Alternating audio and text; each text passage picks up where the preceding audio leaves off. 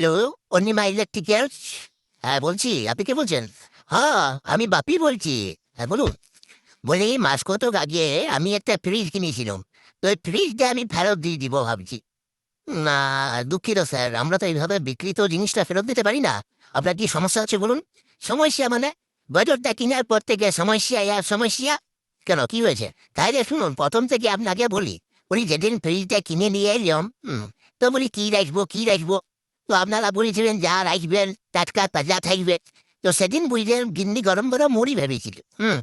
তো আমি ওই মুড়ি ৩টে ফ্রিজের মধ্যে রেখেছিলাম। তো সকালবেলায় বুঝলেন এমন মেয়াইছে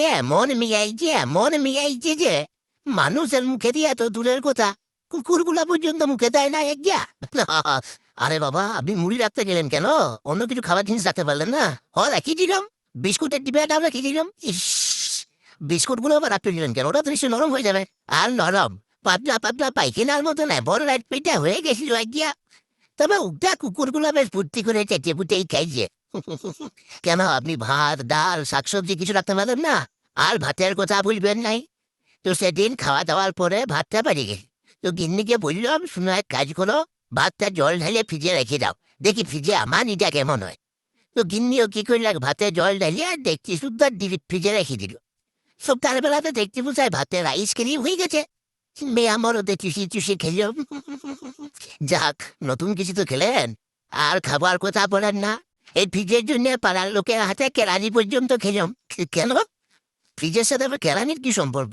আর বলেন না মশাই, সেদিন বুঝলেন পাশের ঘরে সকাল থেকে দু ভাইয়ে দমে চেঁচামেচি করছে। তো আমি অনেকক্ষণ ধরে শুনিয়া শুনিয়া থাকতে লাগলাম। যে ওদিকে যে পরে বললাম, বলে শোন, তোরা এত মুখে মুখে না চেঁচাইয়ে ফাটাফাটি গুটাগুটি লাঠালাঠি যা পারবি কর। যত বরফ লাগবে আমি দিব, তোরা ঘুষবি। আমি নতুন ফ্রিজ কিনেছি, বরফের অভাব হবে না। তো তাহা মশাই নিজেদের গন্ডগোল তো থেমে গেলেন। যে দু ভাইয়ে মিলিয়ে আমাকে একদম কাটরা পাড়া করে দিলেন। দেখেন, এসব জুট ঝামেলার মধ্যে আপনার থাকার কি দরকার ছিল? বলি নতুন ফ্রিজ কিনেছি, যদি কিছু লোকের উপকারে লাগে তো লাগুক। তো তা মশাই আজকালকার দিনে যাচ্ছে লোকের উপকার করতে নাই।